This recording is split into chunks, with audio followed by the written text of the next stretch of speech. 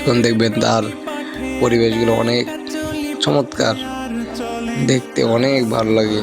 যেখান থেকে হাজার হাজার মানুষ এখানে আসে দেখবার জন্য এবং কাচ্চি খাওয়ার জন্য। পরিবেশ অনেক মনোমুগ্ধকর, সব ডিজাইন, বিদেশি ডিজাইন আছে। বিরিয়ানি কাচ্চিও আছে, অনেক দামি দামি কাচ্চি। আপনারাও আসতে পারেন আমাদের এই ময়মনসিংহ ডাইনিং।